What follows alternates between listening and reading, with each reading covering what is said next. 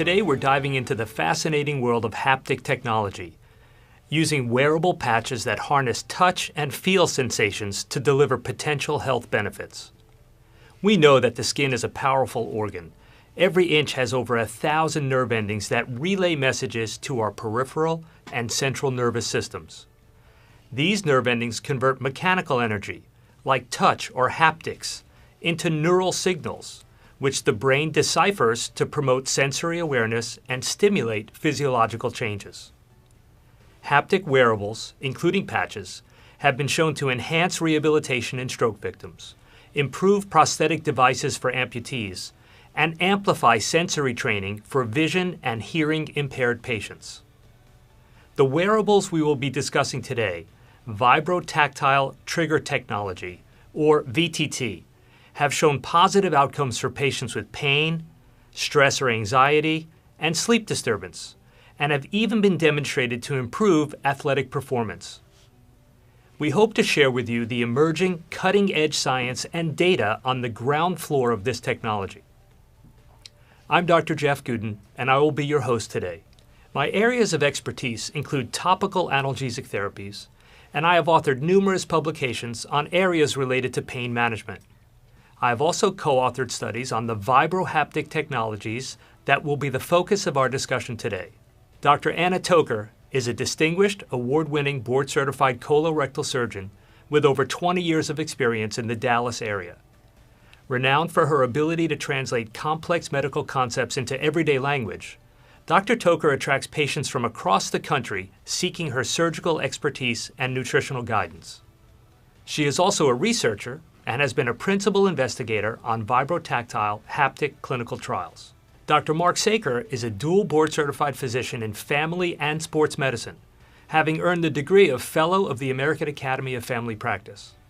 He currently serves as Director of Athletic Medicine and Head Team Physician for the University of Arizona, as well as the Medical Director for USA Rugby.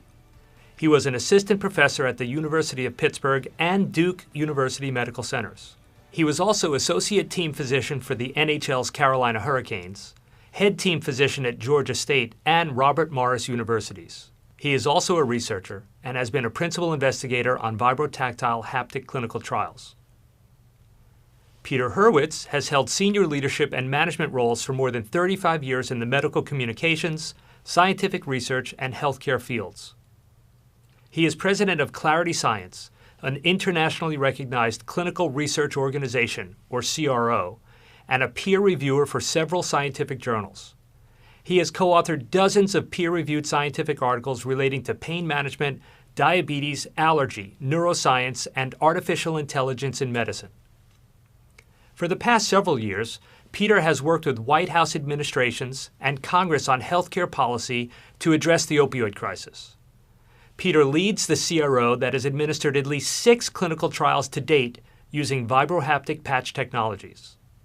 The prevalence of pain and pain-related diseases are so vast that they are the leading causes of disability and disease burden across the globe.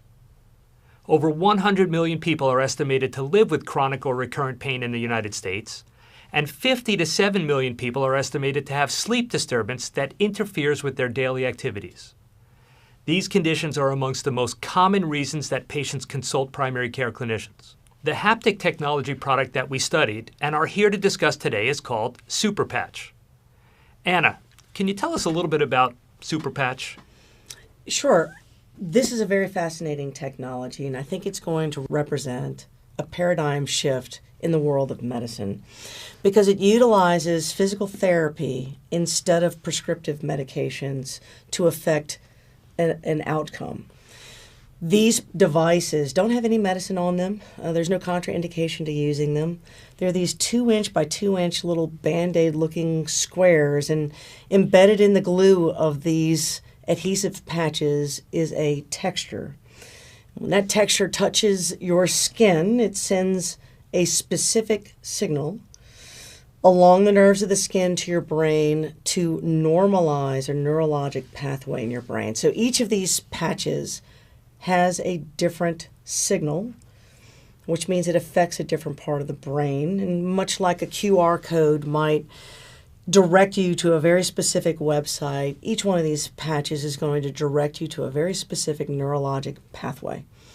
So the pathway that controls chronic pain is very different than the pathway that controls your ability to sleep or your anxiety or your mood or even your athletic ability. And so there are a variety of these patches. They're all considered FDA Class 1 medical devices, which means they're safe to use. You don't need any specific medical training to use them.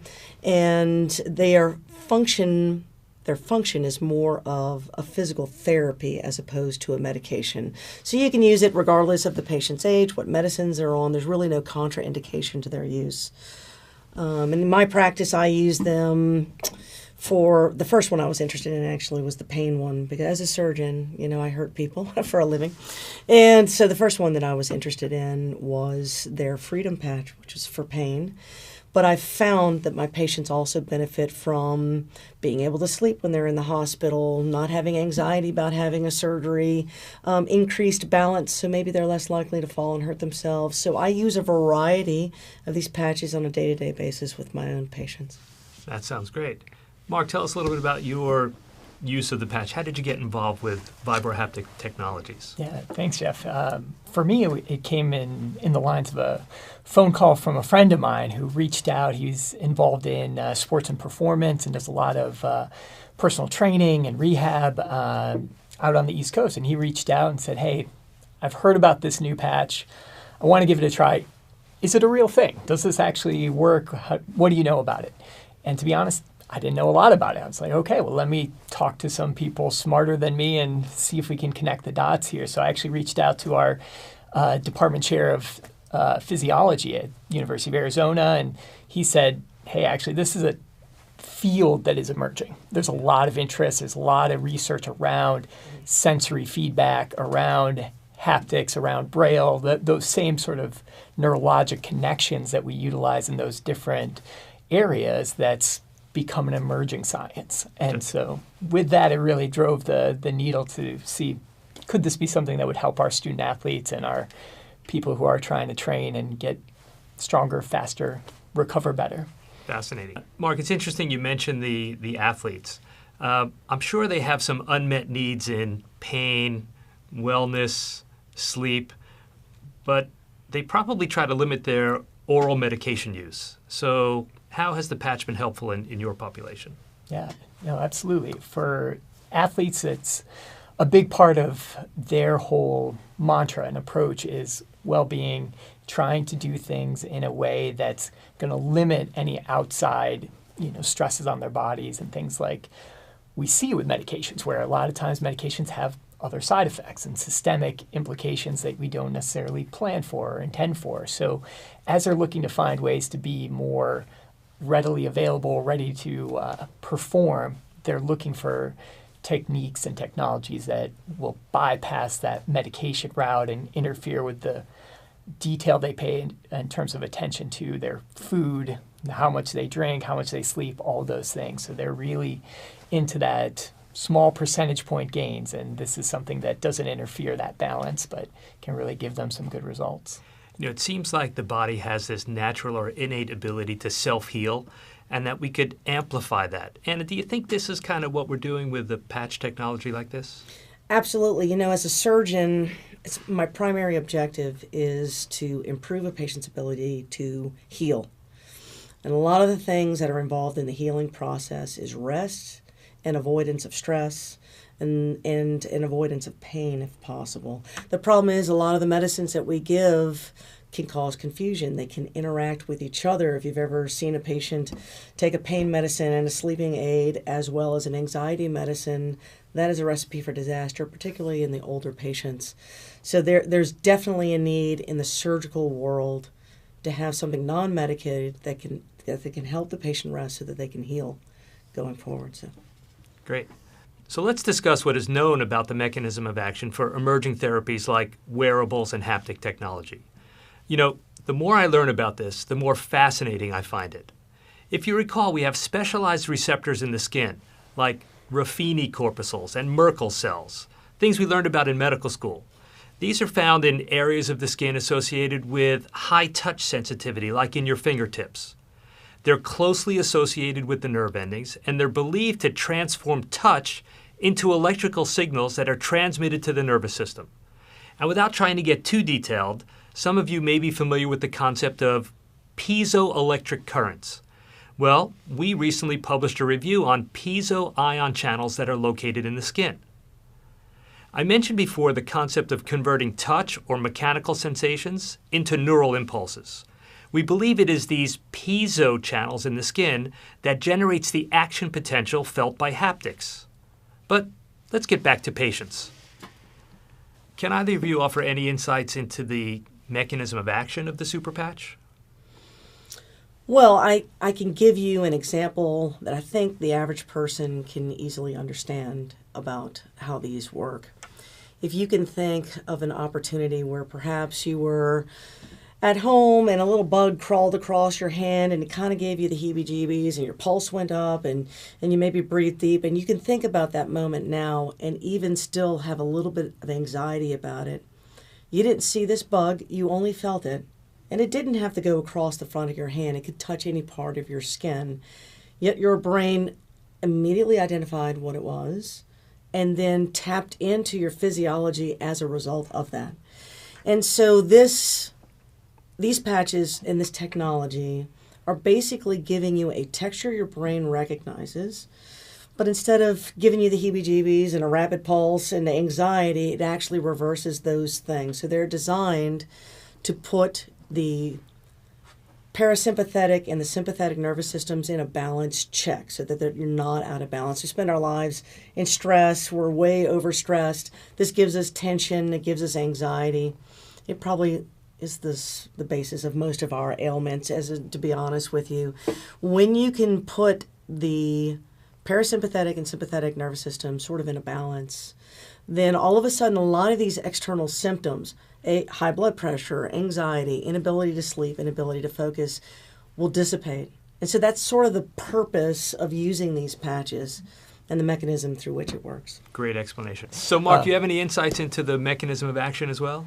Yeah, I think another example, a little more basic, that we all see is when we have injuries or musculoskeletal issues. A lot of times we'll wear something like a knee sleeve or a little soft neoprene ankle brace.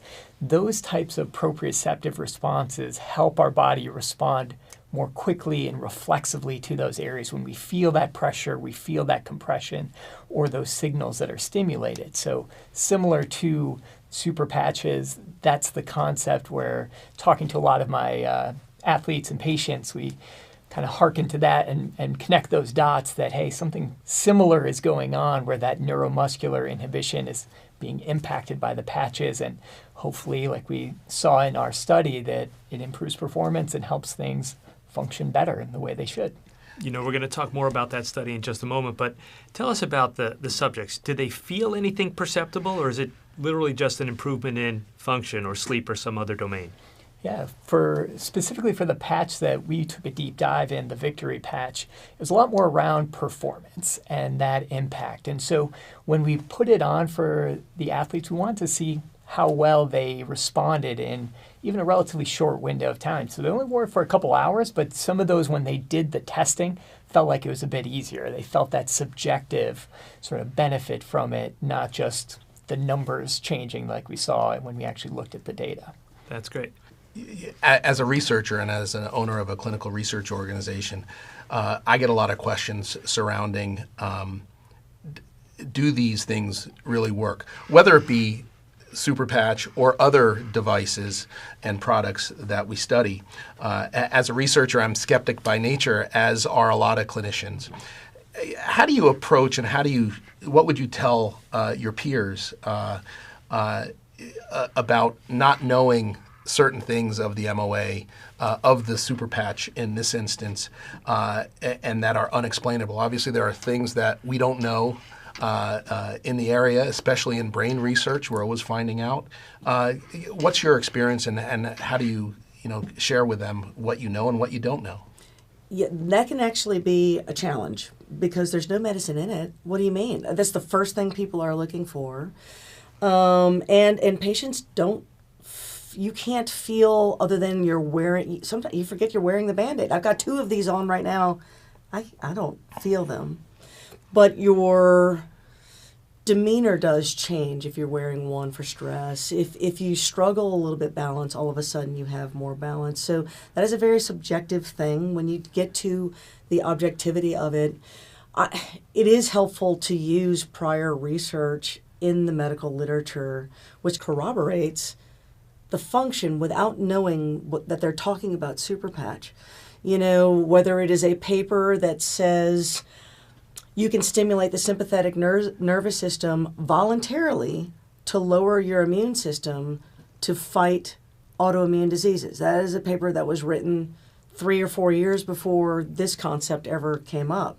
Yet we know by using these patches you can tap into the autonomic nervous system to affect a physiologic change. So it's sometimes easier to use existing literature as a corroboration and then your clinical observation of what is occurring. There are a lot of medicines that we use that we don't know how they work, you know, and we just know that they do work. We use a lot of off-label mechanisms in ways that we don't really understand how they work. So I think when I approach the treatment of patients using something like this where research is still ongoing, we've got studies still going on, it is helpful to know, I know from a scientific standpoint that this is definitely possible. I know from a clinical observation, I'm seeing the effect of this occurring. And maybe I don't know exactly what's happening, but I can kind of put the pieces together that I believe it is happening in the way that was described by somebody else for a totally different issue. Yeah, and not only obviously in your space and the areas that you concentrate on, but Jeff, we were speaking recently about what is known and not known in the analgesia field. I mean, you have any examples of that, how this potentially translates and compares to what we're seeing or not seeing or don't know about what we know about haptics? Yeah, I think like Anna says, so many of the therapies we use, we don't really know the mechanism of action. I mean, ask a clinician how acetaminophen works, and it still really isn't known. Gabapentin we thought was a GABAergic drug, and it's a calcium channel modulator. So many examples of using a medicine or a therapy that has a clinical benefit without actually knowing the mechanism of action. And I think that's one of the challenges here. And like any emerging field, it's going to take time for clinicians to read the available data, for research organizations to develop the available data, to understand the technologies behind it. I mean, think about it. And Anna used a great example.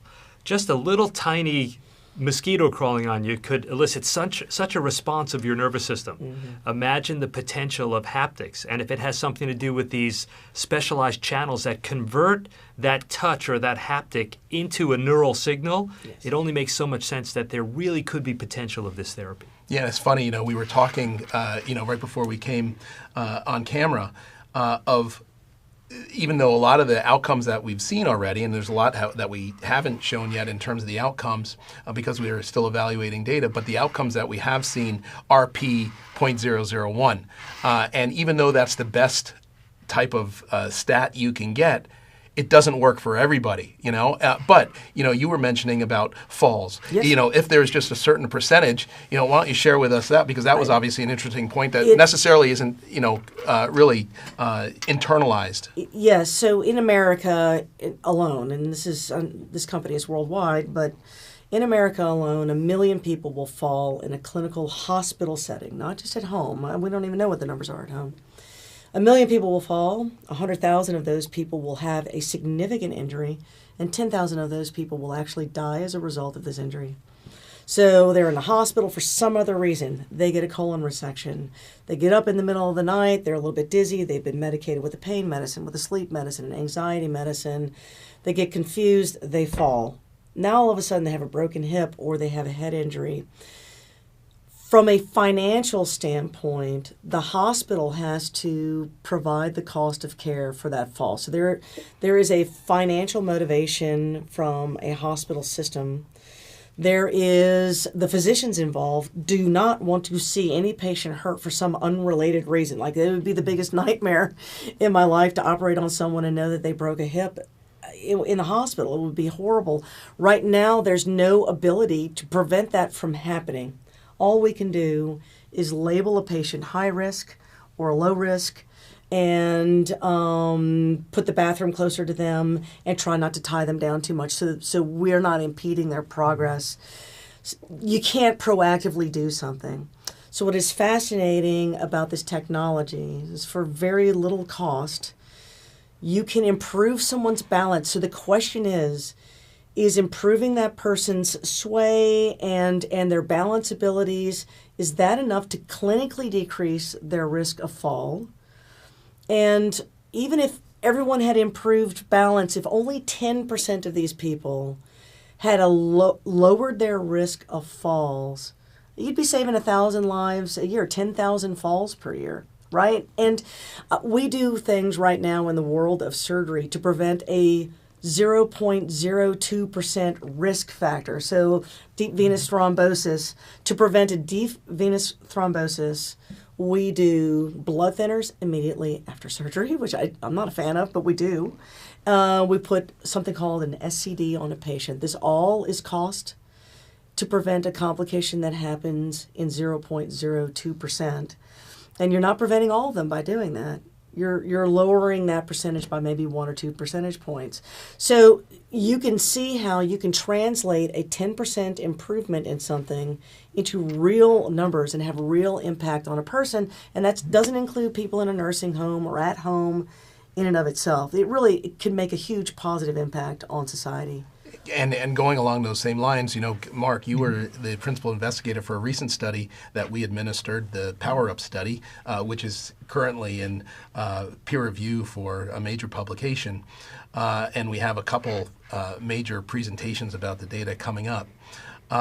Talk a little bit about that study and really what the study was about, what you showed, what you measured, and really the potential downstream impact on the athletic performance and various areas that we're seeing. Yeah, absolutely. And similar to, as we were discussing before, a little bit of that question of how does this work? What's the data behind it was a big driver for the study, and that's why we wanted to look at it and see objectively, could we identify a change from wearing the patch in a performance environment? What we did is we got 70 of our student athletes that were all Division I athletes across sports and entered them into a randomized, double-blinded crossover trial. So basically they did both the placebo patch and then the victory patch. And some started with one, others started with the other, just to make sure it wasn't a training issue or something like that where they just were a week later in their training and that much stronger or something like that. So we studied it about 7 to 10 days apart and looked at some basic metrics that we'll use across athletes throughout the year, which is basically knee extension, which is straightening out their leg against a force frame, knee flexion, where they pull back, and then what's called the counter movement jump, where they stand flat-footed, jump up in the air, and land on a force plate.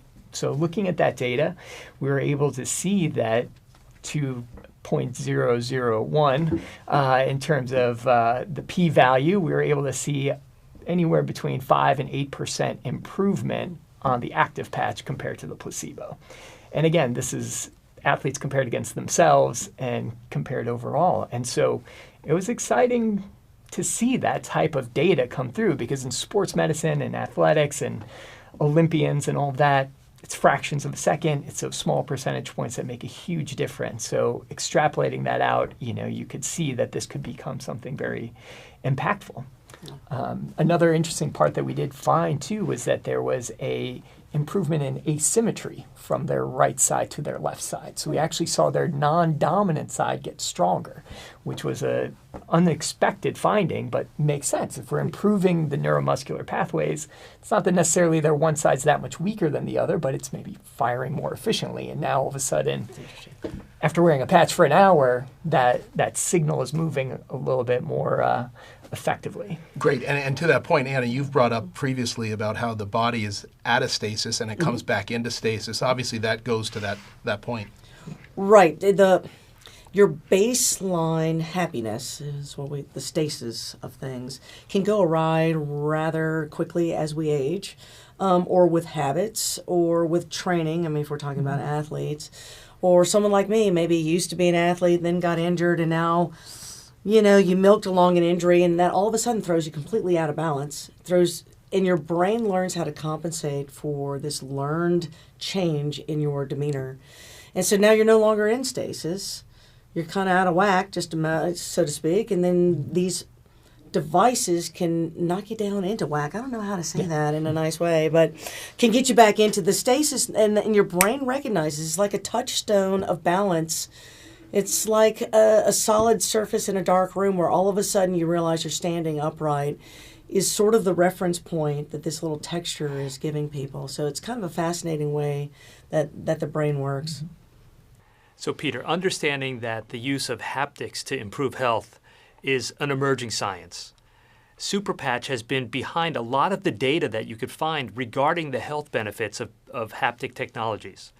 Tell us a little bit about the clinical trials process that some of these studies have gone through and the publications that have come from it. That's a great question, Jeff. From a clinical research organization, CRO standpoint, the studies we administer go through a rigorous process of development, as is standard in the industry and with other studies we conduct for big pharma. There are two types of studies that we have conducted in regards to these vibrotactile haptic patches. The first are called observational studies. These studies involve subjects who are asked specific questions about their experience after using the studied patch.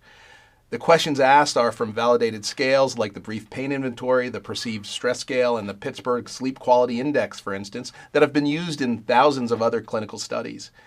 It also should be noted that the FDA has provided guidance on the validity of these observational studies and the value that they provide in terms of getting a better understanding of real-world evidence. Over the past year, we have also conducted clinical trials that, in addition to observing the patient's response and asking about their experience, we have also incorporated functional measurements, like having study subjects wear a Whoop device that records all aspects of a person's daily activity and sleep patterns. We've also taken measurements in Division I elite athletes that are standard performance measurements. With the incorporation of these functional measurements, we can compare what the subject is saying they are experiencing with actual objective measurements. Let me talk now a little bit about the protocol development process. We first identify a principal investigator, such as yourself. These are clinicians that are experts in the field and have experience in the study, in the area being studied. Dr. Toker, Dr. Saker, and you, as you know, have all been principal investigators for these vibrotactile trigger technology superpatch studies. With these clinicians who are selected, we then develop a protocol for comparing an active superpatch with a sham or placebo patch. The subjects in the study are randomized and blinded, meaning that they don't know which patch they will be receiving. The protocol then gets submitted after completion to an IRB, an institutional review board, which reviews the protocol and methodology to ensure that the study subjects are protected and understand any risks from the medical devices that are being studied. For the super patches that we have studied, they are non-invasive, have no ingredients, and are considered a Class 1 medical device, the category with the lowest risk. In all the studies we've done for super patch, we've never seen a severe adverse event, and any adverse events that have been reported were minimal. The outcomes we've seen include, in many cases, a p-value of 0.001, and if you remember from stats class, that means that there is a 1 in 1,000 chance that the results are by chance. The results from the studies have been presented at over 20 international scientific medical conferences after peer review from the scientific committees and been published in many scientific peer-reviewed journals that can be found on Medline, PubMed, and other literature reference libraries. We have many other studies in the works right now. All of them can be found on clinicaltrials.gov, and we look forward to conducting those and really seeing what the outcomes of those studies show. It's interesting, in thinking about, the experts we have here, Dr. Saker, Dr. Toker, and Dr. Gooden, as clinicians and physicians, you also have an expanded practice and interest. Dr. Gooden, you're an acupuncturist. Dr. Saker, you're a DO. And, Dr. Toker, obviously you are a very renowned colorectal surgeon, but also have an interest in wellness, nutrition, and run a non-narcotic practice. I'll start with you, Jeff. What does that mean? What are you looking for when you're looking at that holistic view of practice? Peter, we insinuated this before. Self-healing, anything we could do to make patients better without the use of pharmacotherapy, without having to take a pill. We know that's where the side effect comes from. We see patients admitted with kidney failure from over-the-counter ibuprofen, acetaminophen liver toxicity. We see troubles with opioid therapies. I mean, you can't go a day without reading about narcotics and opioid abuse. So we really try to promote patient wellness, right? And for me, that's where my interest in acupuncture came. So in addition to recommending physical and occupational therapies and guided imagery and overall wellness, I incorporated acupuncture into my practice as just one more modality to kind of get patients over the hump of pain, anxiety, stress, sleep, all in promoting wellness. Great. And where do you think Superpatch fits in all that? Yeah, I mean, that's why I've been so intrigued by the Superpatch. And we've talked about, how does a clinician use a therapy that we don't understand? Well, we've been doing it for years. I mean, how does acupuncture work? It obviously something about breaching the skin barrier that alters signals that the body changes. There's a physiologic response. I put these tiny little needles in the skin and patients get dizzy or sweaty or they feel euphoric. I don't let some patients drive after acupuncture. There is some natural response to the body, oftentimes good, to manipulating at the skin or at the superficial levels. And I think that's how we'll figure out this patch is actually working. Great. Anna? Patients have come to sort of distrust the medical world. Unfortunately, we're living in an environment, in the last 5 years in particular, where they don't want to go straight for the drug answer. They want to do something on their own. They are probably more well-versed on medical side effects than a lot of doctors are. As allopathic physicians, we're accustomed to writing a prescription, and the patient is supposed to take that to a pharmacist and fill it. And for a long time, there was always this assumption that if it wasn't a prescription, it wasn't any good. And I have some patients make me write a prescription because they don't trust the over-the-counter.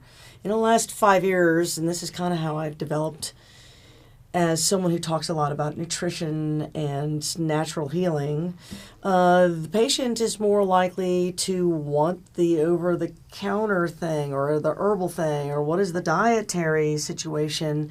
So the patients are definitely interested in a non-pharmacologic approach.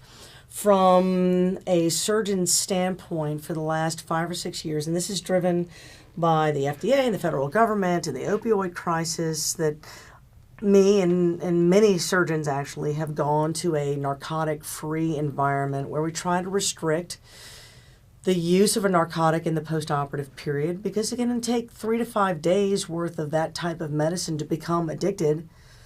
And if you've known anybody with hemorrhoid surgery, right, that's more than 5 days worth of pain.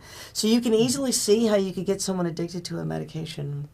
Not to mention the fact that narcotics have all kinds of side effects other than their addiction, the nausea, the constipation, the sleeplessness. You can't sleep when you're on a narcotic, and it's also an inflammatory medication.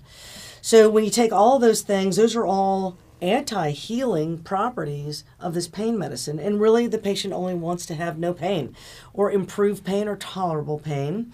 So if we can do that in a way that doesn't have the anti-healing properties, the patient is on board for that. Now, that does mean there's a lot of things you have to do. There's some herbal supplements that I will give patients and anti-inflammatories, but how I got introduced to this technology is definitely the Freedom Patch. Without any medicine on it, the patient can apply it when they need it. They can take it off if they don't need it.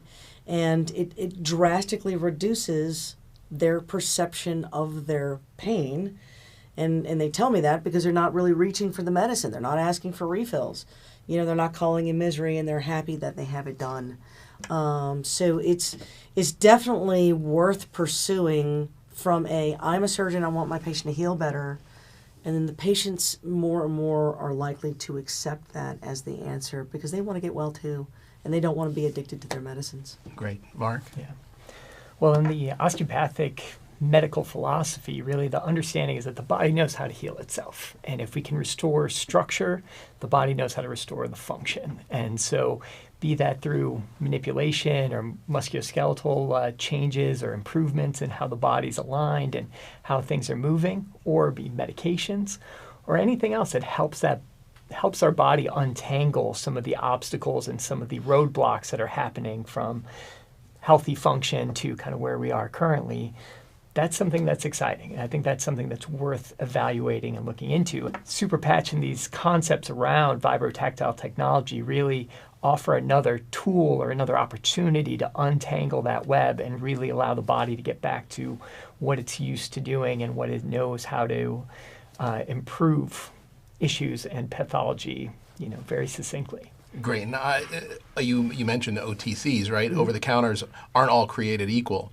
And, from a clinician point of view, they are used to, as you said, writing scripts because that is the better route to go. There's been a lot of studies. We've conducted a lot of studies on the Vibro haptic patches with positive results that they've shown. I don't know what the other patches that we're studying are going to show, but the ones that we have studied have shown positive results. What makes a study valid? What makes the data valid from a clinician point of view? And how is that then interpreted to patient care? The first thing that I think most doctors are going to ask is when they, doctors are very skeptical, all right? So they'll ask to see the study. Where was it published? How many patients are in it? Was it properly powered? Is it placebo controlled? And is it blinded? Those are the types of things you want to know. How many of those people dropped out of the study? What was the population? Were they even enough? Like, are we comparing apples to oranges? So physicians typically will read through at least some of that. When you get a study with that p-value less than 0.001, like we as doctors recognize that as there's really almost no other option. This can't be placebo. And it's not going to be the way we measure the data. That comes down to like something real just occurred. So they do like to see that. And, I've read studies in the past where that p-value is not very good, or the predictability, some of the predictabilities that are in a study are kind of off, or the way that it's written, it's sort of like, I don't know, was that really placebo controlled? I mean, who knows? Then all of a sudden it gets kind of put to the side. So if you have a small group of people, maybe it's not placebo controlled. People don't follow that as much. It is helpful to have numbers, so to do a subjective study where you're asking the patient to fill out questionnaires to get an answer. And I know those are validated studies, but a lot of doctors are like, are you talking the patient into that answer? Is peer pressure getting them to get to that answer? It's helpful when you see an actual measurement change. Like what you were talking about with your study. There's a measurement there that you're finding. And so I think that's one of the things that physicians are looking for. Show me the measurement, not just the questionnaire. Right, and Jeff, I would ask again for your opinion. Obviously, in the realm of FDA regulation and FDA approvals, there are a lot of studies out there and a lot of products that are on the market that are used in everyday, practice. Aspirin, for one, obviously, that would never potentially get approved today. Peter, I will say without naming the drugs, I've been involved with a fair amount of clinical research and a fair amount of consulting on products that have gone to the FDA. And I think what we have to recognize as clinicians is that there's a difference between statistical significance, what we see in a clinical trial, and clinically meaningful or clinical significance, right? What does it mean to the patient? What kind of outcomes did they perceive?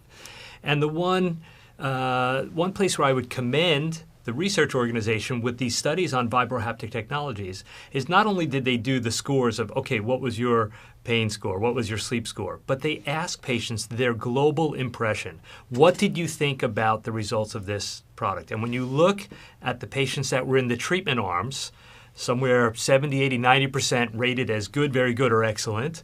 And in the placebo arm, those numbers are 30 or 40 or 50%. So you see a separation in the difference of the subjects in the group of whether they got the active patch or the placebo patch.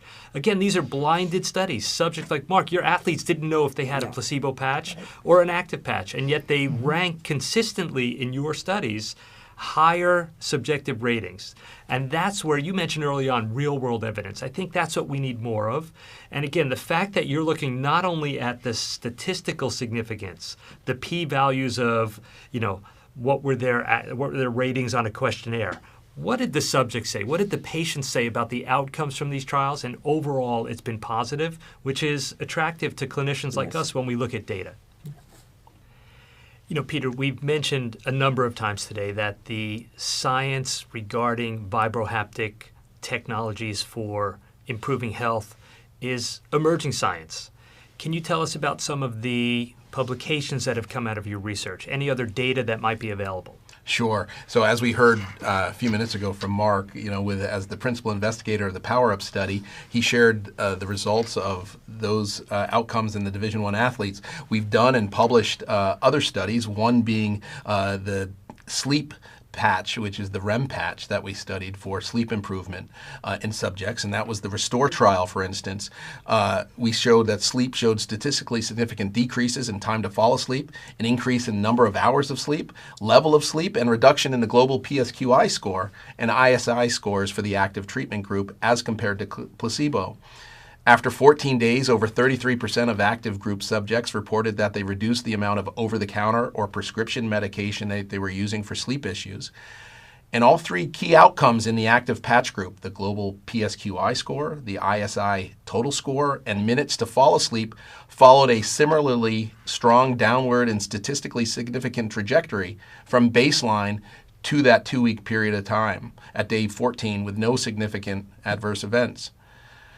In the Strava stress study, which looked at the PEACE patch, research subjects' mental health status improved significantly, p.001, and there was a positive outcome and statistically significant percentage increase, p.001, in health perception over the 14 days that they were in the study. And Jeff, you were the principal investigator of our Harmony study looking at the pain patch, the Freedom patch. Why don't you share a little bit of data and outcomes from that study? Sure. So, you mentioned a little bit before when you designed these trials, the questionnaires that we use to ask patients about pain, about function, about sleep, about their overall perception of the benefits of the patch. So in the Harmony study, it was a controlled study. Patients used a haptic vibrotactile trigger patch, and the patients in the active group saw a 47% reduction in pain severity and a 50% decrease in pain interference. That's a measure of function. Patients were 50% more functional when they had this active patch, which was similar to your study, a 14-day trial. When we asked patients, 82% of them reported reduced use of oral pain medications, another really important point that we talked about as a panel. We also asked them questions about quality of life measures like mood, sleep, and general activity. All of those significantly improved in this particular trial. We have a lot of other ongoing studies, including those on balance, that's the PROTECT study, and Optima, which we're actually looking at the resting metabolic rate for metabolic outcomes and see if there's a difference in there between an active patch group versus a placebo sham group as well. That's great. Peter, I was really intrigued by Mark's athletic performance study. So you told us before that your athletes didn't know whether they had on an active patch or a placebo patch, and we saw that there was improvement in strength. Any other domains or anything else you could tell us about the study?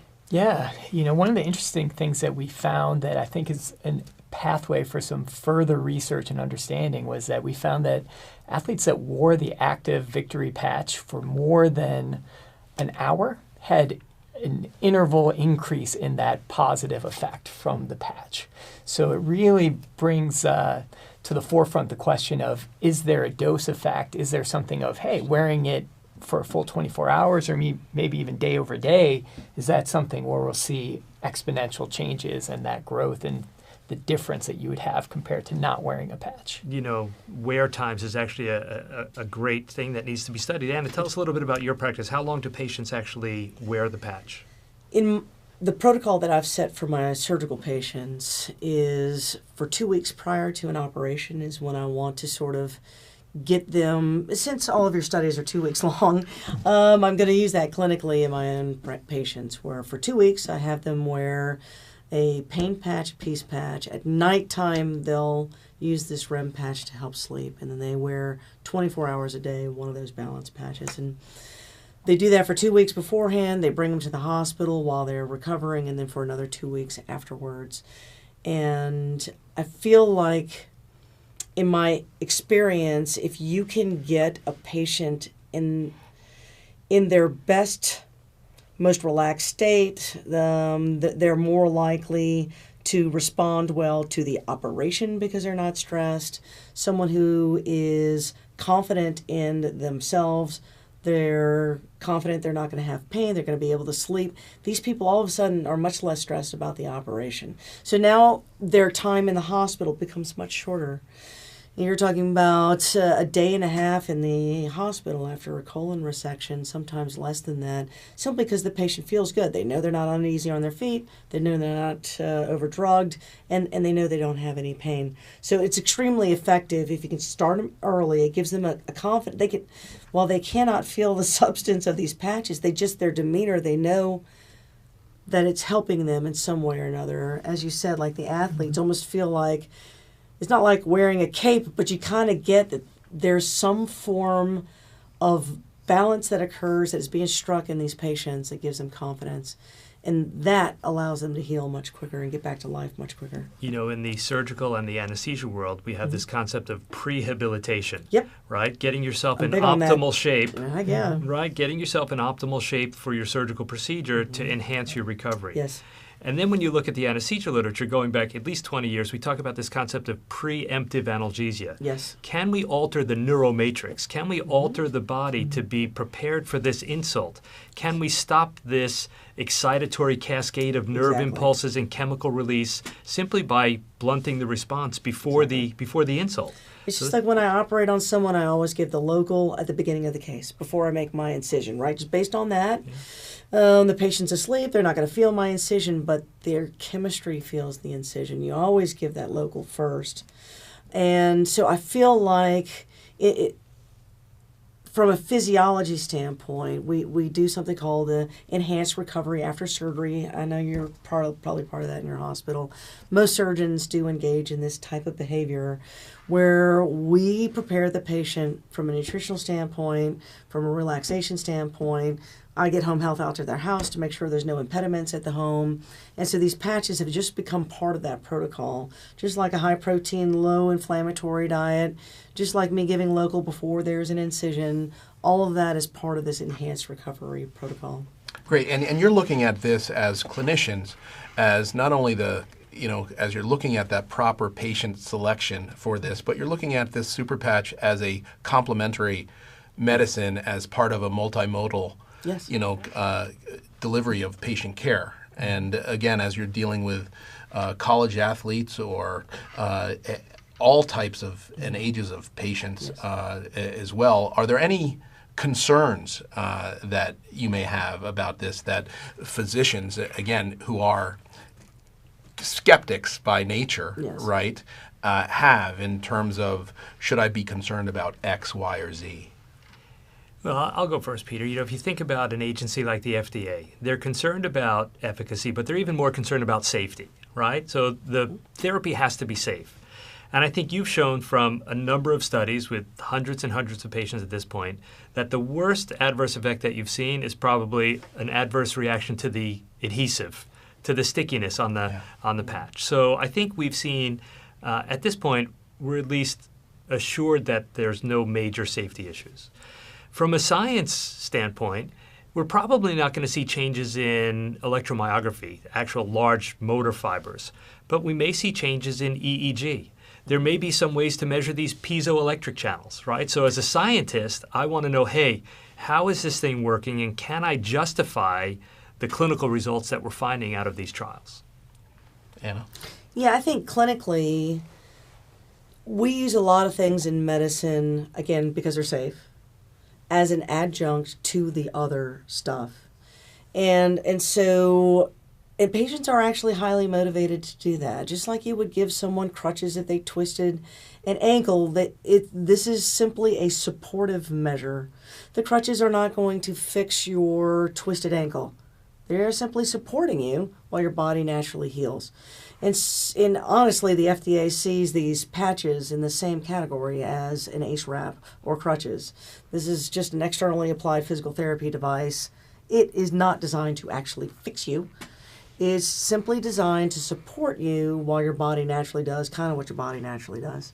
And patients are on board with that. And physicians, if they know that it is safe, and so that's the first thing to tell them, there's no contraindication to this. It doesn't matter if they're on blood thinners or how many different medications they're on, what their age is, or any of those things. So it makes it so much easier to add it And it makes my life a lot less stressful if I don't have to now add a dangerous medication to the 85-year-old lady, right? It makes me personally, feel more comfortable that I don't have to give something really overpowerful to someone who maybe can't handle it.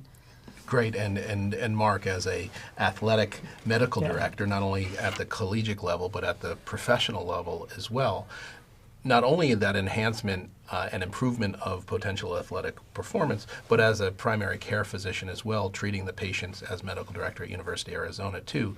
Your thoughts? Yeah, I think similarly, really safety, what are the risks of any new treatment or approach that we're taking with patients or athletes. The third part, though, that gets interesting, I think sometimes is an obstacle is, does it make sense sort of academically? Like, how is this modality or this supplement or this treatment going to work to help our patients or our athletes get to the goals that they're looking for? I'm fortunate in the athletic space that, people are a little bit more open-minded to, hey, how do we get to that next step or get that advantage and really be on the bleeding edge of the spear? So there's a lot of openness to try new things. But part of my responsibility is making sure we're doing it safely and we're not just trying just whatever showed up on a website somewhere and that they got delivered to their home. Right. How do we really look at an effective concept in terms of treatment? And I think to your question specifically about some people's hesitation around new things is developing that understanding of how is it getting us from A to B. And I think that's been the important part of all of this research, is to help fill that gap so that now we have an understanding that, hey, this is the mechanism we're leaning on and this is how we're explaining those results and counterbalancing the risks or lack thereof in something simple like the super patches. Well, this discussion has been amazing. I'd like to thank our esteemed panel for joining me today for this session on emerging therapies in haptic wearable technology and our discussion on the potential benefits of the super patch. Vibrohaptic patches represent a promising frontier in wearable health. Current studies support their capacity to reduce pain, improve sleep, aid rehabilitation, and enhance sensory experiences. Superpatch has been a pioneer in this space. Just think about the possibilities for wearables that improve health, from apparel to footwear, and even steering wheels and hospital beds. While more large-scale trials are needed, the data so far points to powerful, non-pharmacological benefits rooted in solid science. For those interested, super patches for a variety of indications are currently available online. Stay tuned for more advances as this technology evolves. Thank you.